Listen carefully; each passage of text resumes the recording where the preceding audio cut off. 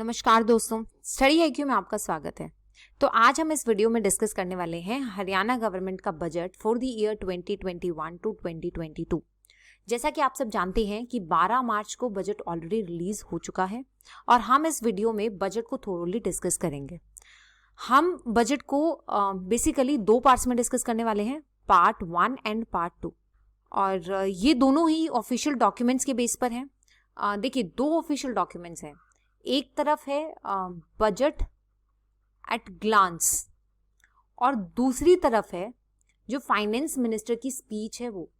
और इस बार स्पीच में काफ़ी इंपॉर्टेंट अनाउंसमेंट्स भी हुई हैं, काफ़ी नई स्कीम्स भी हैं।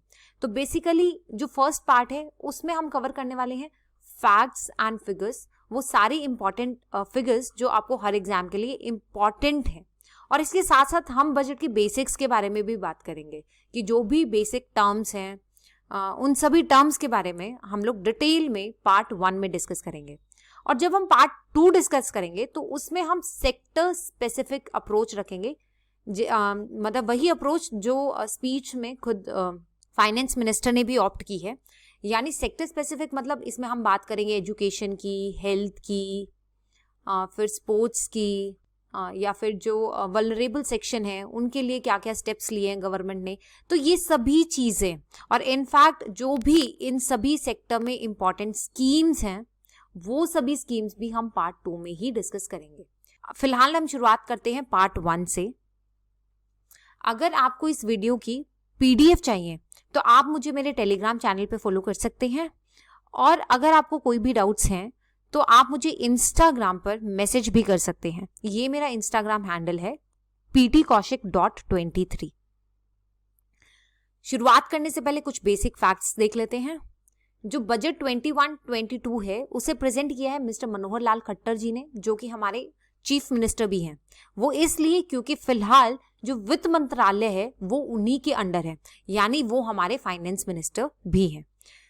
जो बजट पास हुआ है वो पेपरलेस है। पेपरलेस यानी मतलब खट्टर जी इंस्टेड ऑफ सूटकेस वो टैब लेकर आए थे और उन्होंने अपनी पूरी स्पीच टैब के थ्रू ही दी है। उन्होंने किसी पेपर का कोई यूज नहीं किया, इसलिए this was paperless budget. In fact जो पिछले साल का बजट था वो भी पेपरलेस बजट ही था। और इस बजट की इंपॉर्टेंट बात क्या है कि कोई भी फ्रेश टैक्स प्रपोज नहीं किया गया है, और हमारा जो प्राइमरी फोकस रहेगा इस बजट का वो होगा हेल्थ एंड एग्रीकल्चर। अगर हम पहले बजट की बात करें तो पहला बजट पास हुआ था 1967 में, and it was passed by Om Prabha Jain, जो कि हमारे उस टाइम पे वित्त मंत्री थी। In fact she was the first female finance minister of a state in nation. पूरे भारत में वो पहली महिला वित्त मंत्री थी किसी भी प्रदेश की। और हमारे जो पहले बजट का फोकस था वो था एजुकेशन एंड एग्रीकल्चर। अगर प्रीफेस की बात करें तो देखिए, हम लोग पहले बजट की इंट्रोडक्शन की बात करेंगे, उसके बाद जो भी इंपॉर्टेंट फैक्ट्स हैं या इंपॉर्टेंट डेटा है उसे हम डिस्कस करेंगे। मैक्रो इकोनॉमिक फिजिकल पैरामीटर्स, फिर एक्सपेंडिचर, हमारे फोकस एरियाज क्या हैं, रेवेन्यू रिसीट्स, फिर हरियाणा का GSDP ग्रोथ कितना रहा, पर कैपिटा इनकम कितनी रही, फिर हमारा रेवेन्यू डेफिसिट कितना है, फिजिकल डेफिसिट कितना है, रेवेन्यू एक्सपेंडिचर क्या रहा, कैपिटल एक्सपेंडिचर क्या रहा, और फाइनली हम डिस्कस करेंगे कि गवर्नमेंट ने SDG के अलाइन हमारी बजटरी एलोकेशंस को किया है, वो कितना किस गोल के लिए कितना पैसा एलोकेट हुआ है, वो सब हम मोटा मोटा इस वीडियो में देखेंगे। देखिए, पार्ट 1 में मैं आपको पहली सचेत कर रही हूं कि बहुत ज्यादा डेटा आने वाला है, but I am really sorry, I can't help it, you have to remember this data. At least जो बेसिक फैक्ट्स है ना, जो बेसिक और बहुत इंपॉर्टेंट चीजें हैं, जैसे GSDP कितना रहा, फिजिकल डेफिसिट कितना है, रेवेन्यू डेफिसिट कितना है, एटलीस्ट कुछ कुछ फिगर्स आप याद कर लेना, ये किसी भी एग्जाम में डायरेक्टली पूछी जा सकती हैं। रही बात पार्ट 2 की, तो पार्ट 2 में मेनली हम बजट स्पीच की बात करेंगे, ठीक है। और जो भी सेक्टर स्पेसिफिक चीजें हैं, जैसे पुअर एंड वल्नरेबल सेक्शंस के लिए गवर्नमेंट ने क्या किया, एग्रीकल्चर में क्या किया गया है, या फिर हेल्थ वेलनेस में क्या किया गया है, एजुकेशन, स्किल डेवलपमेंट, फॉरेस्ट, यानी ये सब चीजें हम पार्ट 2 में ही देखेंगे और जो इसका प्रीफेस है उसे भी हम डिटेल में उस वीडियो में ही डिस्कस करेंगे। तो इसे हम नेक्स्ट वीडियो के लिए छोड़ देते हैं और शुरुआत करते हैं बजट इंट्रोडक्शन से। देखिए गवर्नमेंट का बजट का क्या पर्पस है, बजट क्यों हम लोग पास करते हैं। देखिए बजटिंग में क्या होता है कि गवर्नमेंट के पास एक तरफ इनकम होती है और दूसरी तरफ गवर्नमेंट के पास एक्सपेंसेस हैं। जैसे हम नॉर्मली अपनी इनकम और एक्सपेंसेस को बैलेंस आउट करते हैं ना, वैसे ही यही एक्टिविटी गवर्नमेंट भी करती है। ठीक है, हर साल गवर्नमेंट अपनी इनकम और अपने एक्सपेंसेस को बैलेंस आउट करती है ताकि जो नॉर्मल फंक्शनिंग है वो कैरी आउट हो सके, राइट। तो बजटिंग का जो मेन पर्पस है वो है इनकम और एक्सपेंसेस को बैलेंस करना। और बजट के हमेशा 2 कंपोनेंट्स होते हैं, एक रेवेन्यू बजट और एक कैपिटल बजट। और अगेन जब भी बजट होगा तो एक तरफ इनकमिंग होगी, एक तरफ आउटगोइंग होंगी, यानी एक तरफ से पैसा आ रहा होगा मतलब रिसीट्स होंगे और एक तरफ से पैसा जा रहा होगा यानी गवर्नमेंट के खर्चे होंगे, यानी एक्सपेंडिचर होगा। रेवेन्यू रिसीट्स की बात करें तो रेवेन्यू रिसीट्स वो रिसीट्स हैं जो गवर्नमेंट पे कोई भी लायबिलिटी कॉज नहीं करते, यानी ये पैसा आप गवर्नमेंट से क्लेम नहीं कर सकते और साथ ही इस पैसे से गवर्नमेंट का कोई भी एसेट डाइल्यूट नहीं होता। देखिए जो एसेट और लायबिलिटी है इसे मैं बार बार यूज करूंगी, हर चीज में यूज करूंगी, इनफैक्ट मैं इसके साथ जागल करने वाली हूं, तो प्लीज आप ध्यान से सुनिए, क्योंकि अगर आपने एक बार समझ लिया ना तो चाहे वो हरियाणा का बजट हो या फिर नेशनल बजट हो, उन सब में ये सब चीजें कॉमन रहती हैं, राइट। तो हम बात कर रहे थे रेवेन्यू रिसीट्स की, तो रेवेन्यू रिसीट्स वो रिसीट्स हैं, वो पैसा है जो गवर्नमेंट के पास आ रहा है बट गवर्नमेंट पे ना तो कोई लायबिलिटी कॉस्ट कर रहा है ना गवर्नमेंट का कोई भी एसेट डाइल्यूट हो रहा है, यानी ये जो पैसा है उसे आप क्लेम नहीं कर सकते। ये जो पैसा है वो नॉन रिडीमेबल होता है, यानी इसे रिडीम करने की जरूरत नहीं होती। तो इसमें आता है टैक्स रेवेन्यू और non tax revenue. Tax revenue यानी डायरेक्ट टैक्स और इनडायरेक्ट टैक्स। डायरेक्ट टैक्स में क्या आता है, वो जो हमारे इनकम पे लगता है यानी इनकम टैक्स, या फिर जो बड़ी बड़ी कंपनीज कॉर्पोरेशन टैक्स पे करती हैं वो सब। और नॉन टैक्स रेवेन्यू की बात करें तो नॉन टैक्स, अच्छा इनडायरेक्ट टैक्स की भी रह गया ना, इनडायरेक्ट टैक्स में आता है जीएसटी यानी जो गुड्स एंड सर्विसेज पे टैक्स लग रहा है, राइट। नॉन टैक्स रेवेन्यू में क्या आता है, नॉन टैक्स रेवेन्यू में आता है जो गवर्नमेंट सर्विसेज प्रोवाइड कर रही है तो उन सर्विसेज के लिए गवर्नमेंट फी चार्ज करती है, तो वो फी नॉन टैक्स रेवेन्यू में आ जाता है। इनफैक्ट अगर बात करें रेलवेज की या पीएसयूज की तो उनकी जो वहां पर जो गवर्नमेंट के पास रिसीट्स आती है वो भी नॉन टैक्स रेवेन्यू होगा। बेसिकली अगर गवर्नमेंट ने किसी को कोई पैसा दे रखा है तो उस टाइम जो इंटरेस्ट रिसीट्स हैं वो भी नॉन टैक्स रेवेन्यू में आएगा। तो ये वो पैसा है जो गवर्नमेंट की ऐसी इनकम है जिस पर गवर्नमेंट के ऊपर कोई भी कैसी भी लायबिलिटी नहीं बनती है, ठीक है। यानी ये वो पैसा है जो जितना ज्यादा हो उतना बेहतर है, ठीक है। अब बात करते हैं रेवेन्यू एक्सपेंडिचर की। तो रेवेन्यू एक्सपेंडिचर वो खर्चा है जो गवर्नमेंट अपनी कंजम्पशन के लिए यूज करती है, यानी ये पैसा कंजप्टिव पर्पस के लिए होता है, ठीक है। ये गवर्नमेंट की नॉर्मल फंक्शनिंग के लिए जरूरी होता है।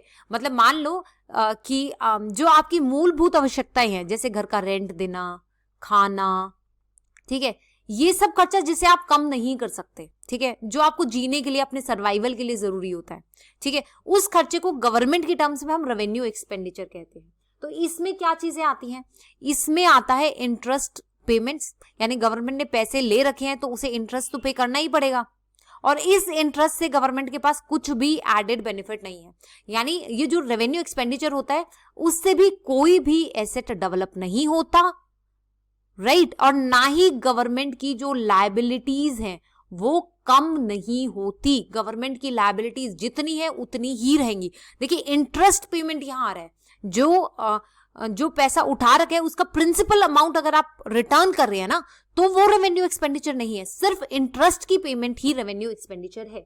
इसके बाद जो गवर्नमेंट सैलरीज देती है, जो पेंशन्स देती है, जो सब्सिडीज देती है, या फिर जो डिफेंस पे खर्चा होता है, या फिर स्टेट्स को जो ग्रांट्स दे रही है, वो सब खर्चा रेवेन्यू एक्सपेंडिचर है, ठीक है।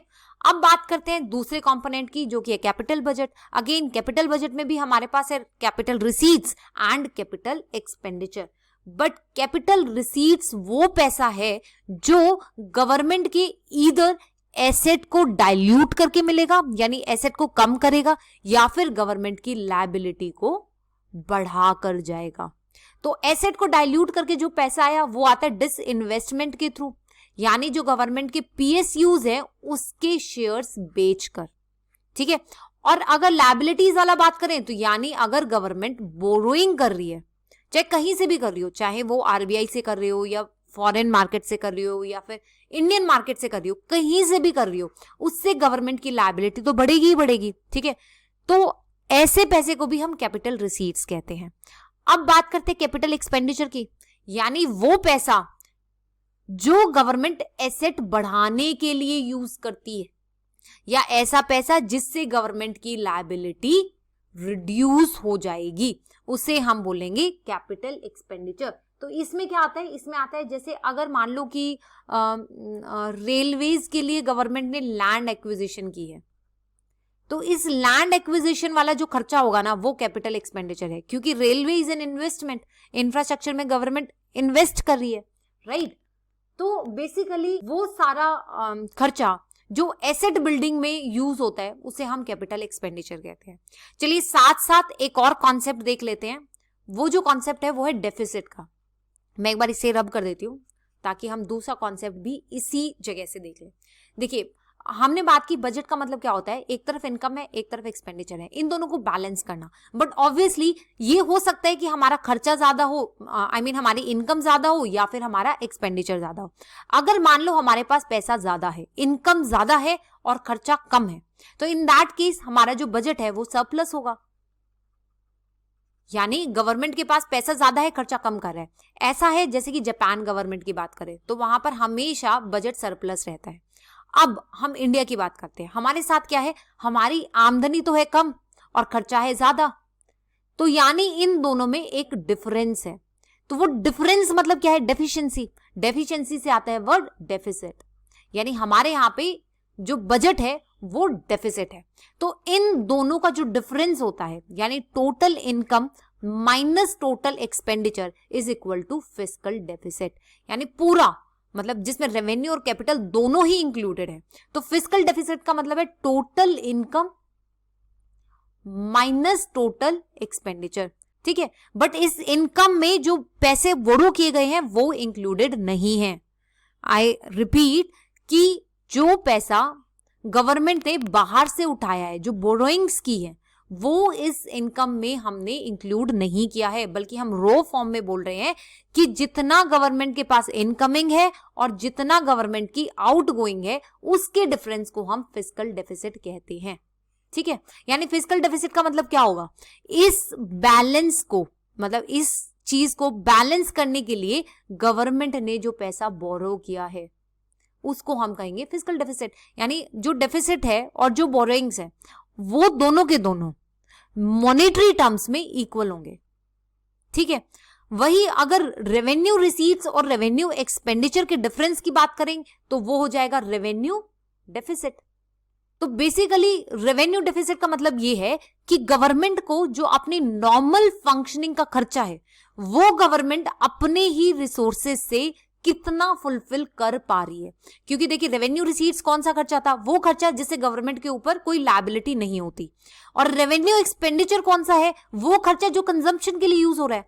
इसका मतलब रेवेन्यू डेफिसिट हमें बताएगा कि गवर्नमेंट का कितना कंजम्पटिव खर्चा खुद से पूरा हो जा रहा है, अपनी इनकम से पूरा हो जा रहा है।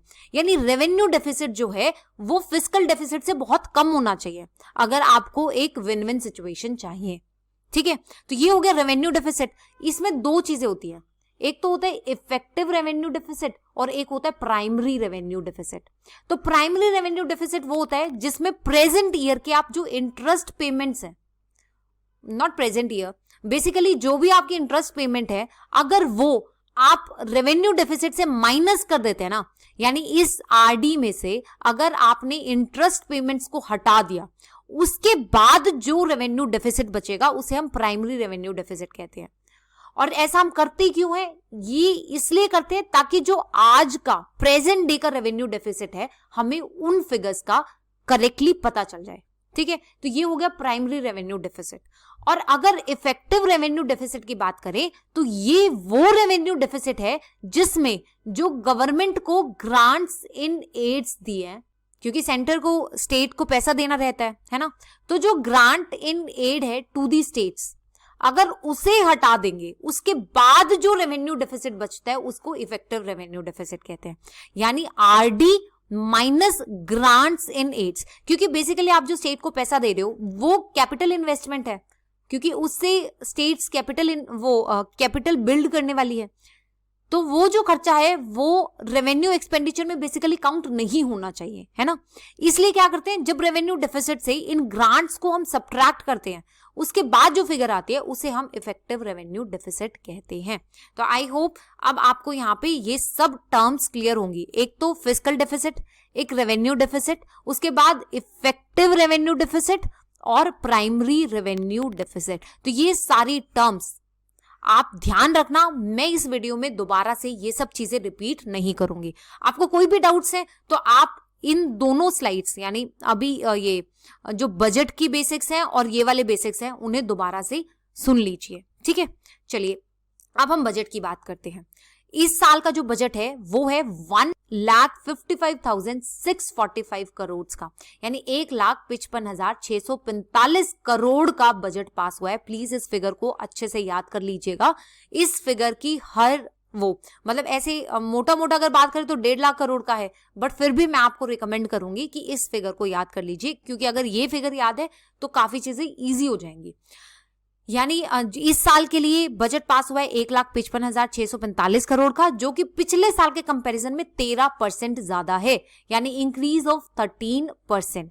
और बजट ने इस टोटल बजट का 25% तो कैपिटल एक्सपेंडिचर के लिए साइड किया है और 75% रेवेन्यू एक्सपेंडिचर के लिए। ठीक है, अब इसका 25% कितना होगा, बस आप इसको 4 से डिवाइड कर लेना, और इसका 75% कितना होगा, आप इसको 3/4 से मल्टीप्लाई कर लेना, 3 से मल्टीप्लाई हम 4 से डिवाइड। तो बेसिकली आप ये फिगर याद रख लेना और ये ध्यान रखना कि 1/4 जो है वो कैपिटल एक्सपेंडिचर होगा और 3/4 रेवेन्यू एक्सपेंडिचर होगा, राइट। अब बात करते हैं मैक्रो इकोनॉमिक और फिस्कल पैरामीटर्स की। तो जो हमारी इकोनॉमी है उसमें किस सेक्टर का कितना कंट्रीब्यूशन है। प्राइमरी सेक्टर की बात करें तो 19.1%, सेकेंडरी सेक्टर की बात करें 30% और टर्शरी सेक्टर 50%। देखिए आयरनी क्या है, आयरनी ये है कि हमारी 50% से ज्यादा पॉपुलेशन प्राइमरी सेक्टर यानी एग्रीकल्चर पे डिपेंड करती है, और हमारी इकोनॉमी में कंट्रीब्यूशन किसका सबसे ज्यादा है, टर्शरी सेक्टर यानी सर्विसेज का। देखिए एक बार देख लेते हैं कि प्राइमरी सेक्टर में जो रॉ मटेरियल्स हैं उनकी प्रोडक्शन और एक्सट्रैक्शन होता है, इसलिए इसमें आता है एग्रीकल्चर और allied services, right. Secondary sector में बात करें तो जो आपने यहां प्रोड्यूस किया है उसकी यहां पर प्रोसेसिंग होती है, यानी इसमें आता है मैन्युफैक्चरिंग सेक्टर।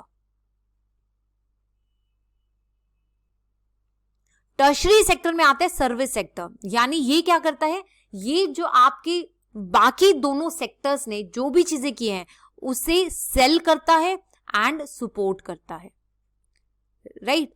तो आपको ध्यान रखना है कि सबसे ज्यादा कंट्रीब्यूशन है टर्शरी सेक्टर का, फिर सेकेंडरी सेक्टर का और फिर प्राइमरी सेक्टर का।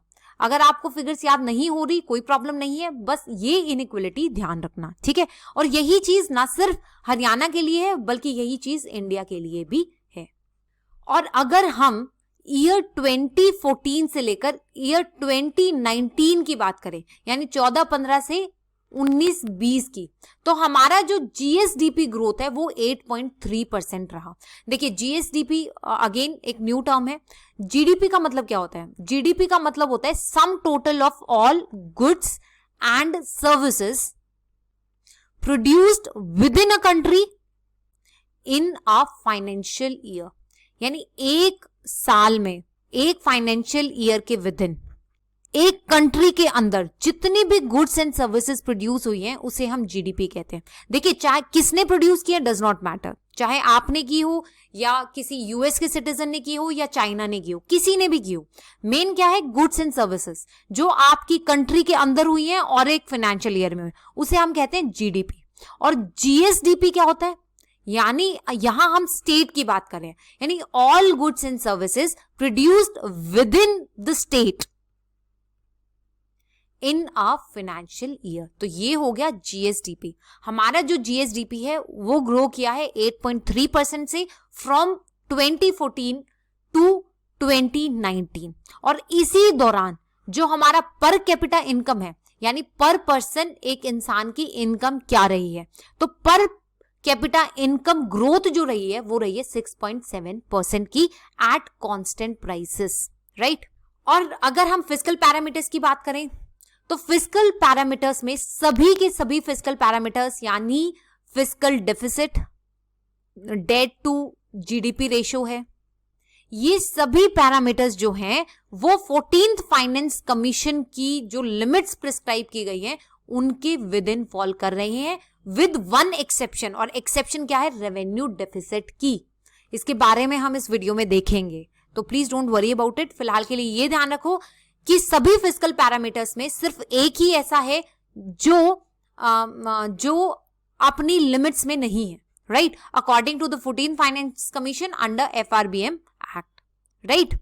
और फिस्कल डेफिसिट की बात करें तो जो रेवेन्यू ईयर है 2020-2021 में उसमें प्रोजेक्ट किया गया था 2.90% एंड नेक्स्ट ईयर के लिए प्रोजेक्टेड मतलब 2021 टू 2022 के लिए प्रोजेक्टेड है 3.83%, जो कि दोनों ही जो एफआरबीएम की लिमिट है 4% उसके विद इन फॉल कर रहे हैं। देखिए फिगर्स ध्यान रखना प्लीज, 2021 के लिए एफडी इज 2.90% और नेक्स्ट ईयर के लिए यानी 2021 टू 2022 के लिए it is projected to be at 3.83%। देखिए अभी तक 3 फिगर्स आई हैं। सबसे पहले जीएसडीपी जो आपको पता होनी चाहिए 1,55,645। देखिए मैं कैसे ध्यान रखती हूँ 55645, राइट। तो इतने लाख करोड़ की हमारी जीएसडीपी है। उसके बाद जो फिस्कल डेफिसिट है वो है 2.90%। तो अभी के लिए हमारे पास सिर्फ इतना है और हमारी ग्रोथ हुई है 8.3% पिछले 5 सालों में। और पर कैपिटा इनकम की बात करें तो 6.7%। तो अभी तक हमें सिर्फ इतनी ही फिगर्स आई है, राइट।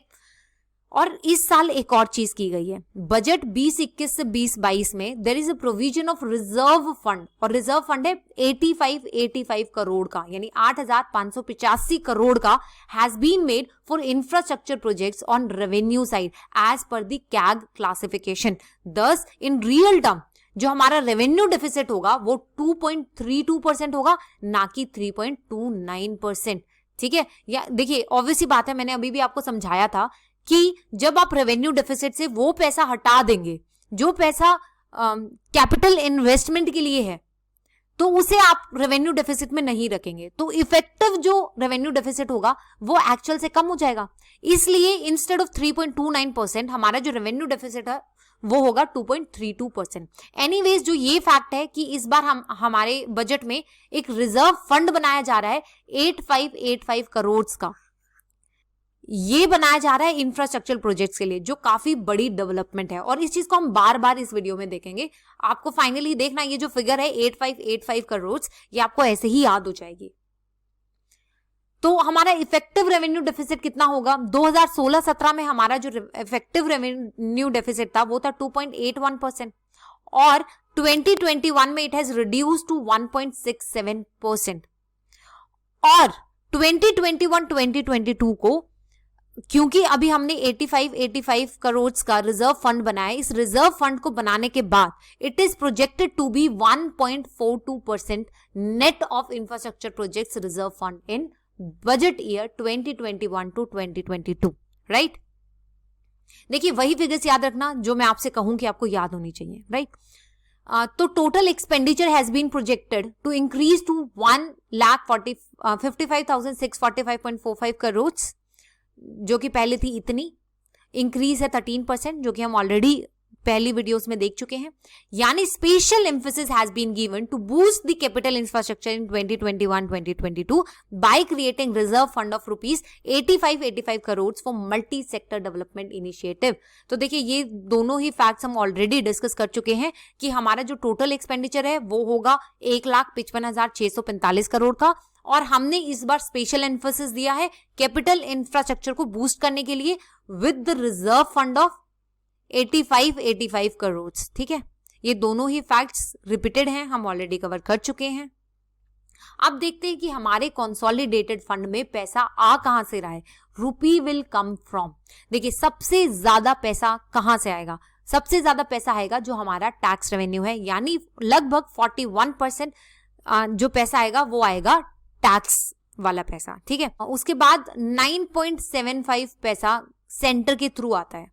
ठीक, फिर हमारा नॉन टैक्स रेवेन्यू कितना रहता है 7.5%, और जो बाकी छोटे मोटे रिसीट्स हैं वहां से आता है 6.79, यानी हमारा डेफिसिट कितना बचा, हमारा डेफिसिट बचा इतना 38% का। तो ये पैसा कहां से आएगा, ऑब्वियसली ये पैसा हम लोग बोरो करेंगे, तो ये है बोरोइंग्स हमारी। तो बोरोइंग्स कितनी है 38.41%, राइट। देखिए अगर आपको फिगर्स ये याद नहीं हो रही कोई दिक्कत नहीं है, बस आपको ये पता होना चाहिए कि मेजर चंक कहां से आ रहा है। मेजर चंक आता है टैक्स रेवेन्यू से, राइट। उसके बाद सेंटर ने जो पैसा डिवॉल्व किया, उसके बाद हमारा नॉन टैक्स रेवेन्यू, और फाइनली रिसीट्स। ठीक है, अब देखते हैं कि कंसोलिडेटेड फंड से पैसा जाता कहां है, यानी हमारे खर्चे। तो हमारा जो मैक्सिमम खर्चा है ना वो होता है सोशल सर्विसेज में, यानी 31.27% सोशल सर्विसेज में खर्च हो जाता है। उसके बाद देखिए पिछले में हमने बोरोइंग्स कितनी ली 38%, तो इन बोरोइंग्स का ऑब्वियसली आपको इंटरेस्ट तो पे करना ही पड़ेगा। तो 30% जो पैसा है 30.80 पैसा वो जाता है रीपेमेंट ऑफ डेट में और इंटरेस्ट पेमेंट्स में। फिर 25% पैसा इकोनॉमिक सर्विसेज में और लगभग 13% पैसा जनरल सर्विसेज में, राइट। तो देखिए इसमें एक चीज तो क्लियर ही हो गई है कि जो जितनी बोरोइंग्स होंगी उतना ही आपका डेट रीपेमेंट्स होंगे।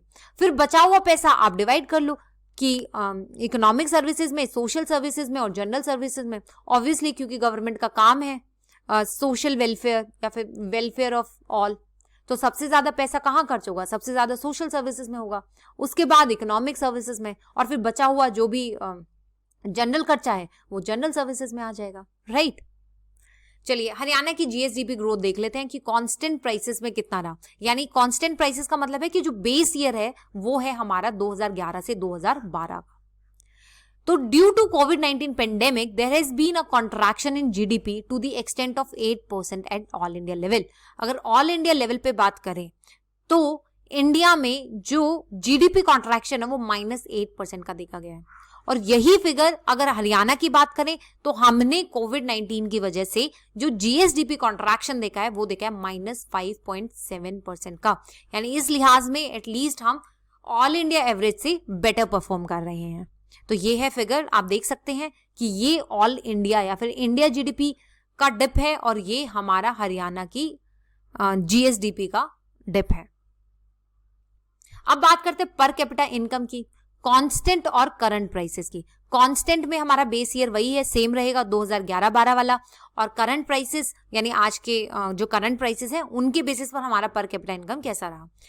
हरियाणा की बात करें तो जितने भी मेजर स्टेट्स हैं उसमें हमारा जो पर कैपिटा इनकम है वो हाईएस्ट है, और करंट प्राइसेस के अकॉर्डिंग 62.53% का इंक्रीमेंट है। यानी पिछले साल के कंपैरिजन में 62.53% की ग्रोथ हमने पर कैपिटा इनकम में देखी है। और कांस्टेंट प्राइसेस की बात करें तो 31.16% की ग्रोथ देखी गई है, और ये देखी गई है फ्रॉम द ईयर 2014-15 से 2020-21 तक।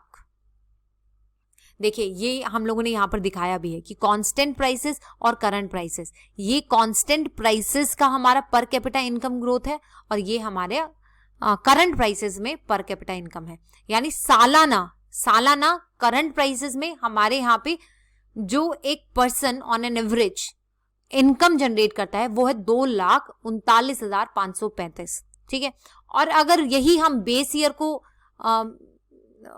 मद्देनजर रखते हुए देखें तो हमारी जो पर कैपिटा इनकम ग्रोथ है वो है 1,63,992। ठीक है।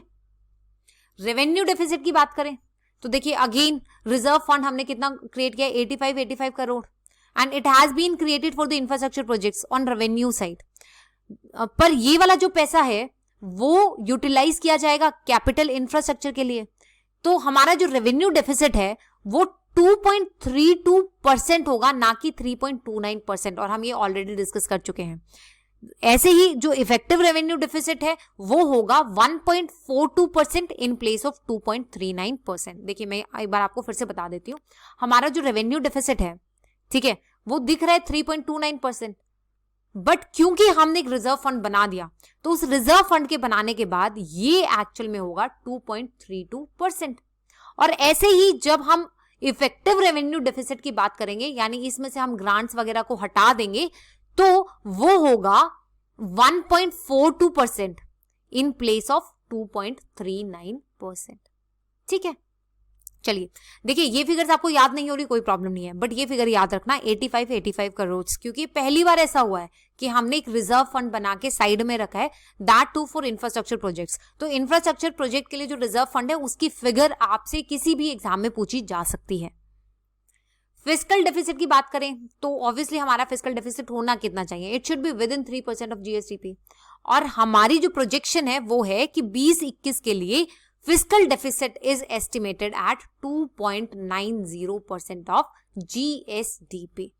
Next year की बात करें तो it has been estimated at 3.83% of GSDP, और दोनों ही केसेस में it is well within the prescribed limit of 4% by 15th Finance Commission.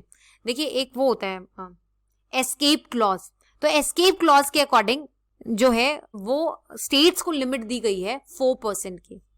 15th finance commission के अकॉर्डिंग जो हमारा फिस्कल डेफिसिट है वो विद इन 4% होना चाहिए, और इस साल का और नेक्स्ट ईयर का दोनों ही जो हमारे फिस्कल डेफिसिट है हरियाणा के लिए, दोनों ही विद इन द लिमिट है। देखिए ये है जो फिगर्स हैं for primary deficit and fiscal deficit. तो 2021 की बात करें तो हमारा जो फिस्कल डेफिसिट है वो 2.90% का है, और अगले साल ये 3.83% होगा।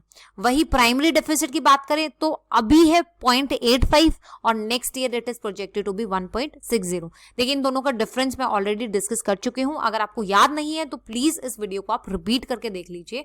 जो इनिशियल 5-7 मिनट्स हैं उन्हीं में शायद ये दोनों डेफिसिट्स कवर्ड है, तो आप वहां जाकर इसे फिर से देख लीजिएगा। अब बात करते हैं डेट टू जीएसडीपी रेशो, यानी जीएसडीपी में कितना हमारा डेट है। डेट टू जीएसडीपी रेशो की बात करें तो it is estimated at 23.27% in the year 2020-2021, और अगले साल के लिए ये एस्टिमेटेड है थोड़ा सा बढ़ जाएगा, कितना हो जाएगा 25.92%। Again, this is much less than the stipulated limit of 32.6% of GSDP as recommended by 15th Finance Commission for 2021-2022।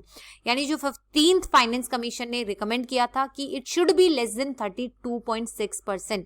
देखिए ये जो फिगर्स है ना कि 15th फाइनेंस कमीशन के अकॉर्डिंग कितना होना चाहिए, ये फिगर्स जो हैं वो इंपॉर्टेंट है क्योंकि ये ईयर ऑन चलती रहेंगी। ठीक है, तो हमारा जो डेट टू जीएसडीपी रेशो है इस साल के लिए और अगले साल के लिए, इस साल के लिए तो it is estimated to be at 23.27%, और नेक्स्ट ईयर के लिए इट विल बी मतलब इट्स एस्टिमेटेड एट 25.92%। ये है हमारी state debt liability to GSDP percentage की टर्म्स में डेटा। तो एक तरफ तो है विदाउट ये डिस्कॉम वाली कंपनीज की जो लायबिलिटीज हैं उन्हें एक्सक्लूड करके, और एक तरफ है उन्हें इंक्लूड करके। तो उन्हें इंक्लूड करके थोड़ा ज्यादा होगा, यानी 22.30% और 23.27%। और अगर हम उन्हें हटा देते हैं कि जो डिस्कॉम वाले जो वो है लायबिलिटीज है, अगर हम उन्हें हटा देते हैं तो पिछले साल के लिए it is to be at 19.18%, और 2020-2021 के लिए इट विल बी 20.25%। अब बात करते हैं रेवेन्यू कैपिटल एक्सपेंडिचर की। देखिए मैंने आपको पहले ही बताया था, ये चीज हम ऑलरेडी डिस्कस कर चुके हैं कि जो ये रिजर्व बना हुआ है ये इंफ्रास्ट्रक्चर के लिए है, और ये पैसा कैपिटल इंफ्रास्ट्रक्चर के लिए यूज होगा। तो जो एक्चुअल प्रोपोर्शन है कैपिटल एक्सपेंडिचर का वो जो है वो इस फंड को बनाने से वो थोड़ा सा ज्यादा होगा। यानी हमने क्या बोला था कि हम रेवेन्यू एक्सपेंडिचर जो है वो करेंगे 75% और जो कैपिटल एक्सपेंडिचर है वो करेंगे 25%। यानी हमारा प्रोजेक्टेड 25% है, but with this reserve fund it will be more than 25% and it will be in actual more than 30%। तो ये है कि actual proportion of capital expenditure is more than 30% और रेवेन्यू एक्सपेंडिचर हमारा लगभग 75% का रहने वाला है। यानी ये भी कम होगा ऑब्वियसली, क्योंकि टोटल एक्सपेंडिचर इज ऑलवेज 100%। अगर हम कह रहे हैं कि capital expenditure will be more than 30%, तो it will B this revenue expenditure will be around 70%, right. तो ये फिगर आप देख सकते हैं कि हम मतलब लास्ट ईयर 70% था, इस बार 75% होगा और ऐसे ही 30% से हम लोग 25% तक की तरफ अप्रोच कर रहे हैं। और इस बार क्या हुआ है कि गवर्नमेंट ने जितने भी बजटरी अलाइनमेंट्स की हैं, जो भी वेलफेयर डेवलपमेंट स्कीम्स हैं, उसमें जितना भी पैसा दिया है उसे एसडीजी के अकॉर्डिंग अलाइन किया है for the budget year 2021 to 2022%। और ये है हमारे सामने एसडीजी गोल्स और उन गोल्स में कितना पैसा गवर्नमेंट ने एलोकेट किया है।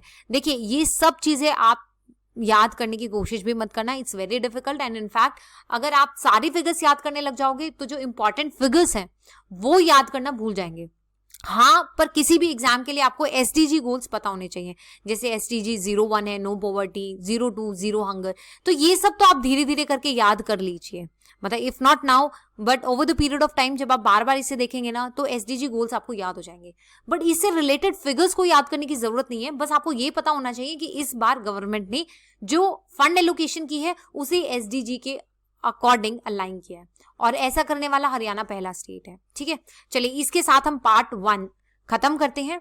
और अगर आपको कोई भी डाउट्स है अगेन आप मुझे इंस्टाग्राम पे फॉलो कर सकते हैं। मेरा इंस्टा हैंडल है preetikaushik.23। प्लस अगर आपको इसकी पीडीएफ चाहिए तो आप मुझे टेलीग्राम पे फॉलो कर सकते हैं। मेरा टेलीग्राम चैनल है प्रीति कौशिक ऑफिशियल। तब तक के लिए thank you, stay tuned and I'll soon be presented with part 2 of budget. Thank you.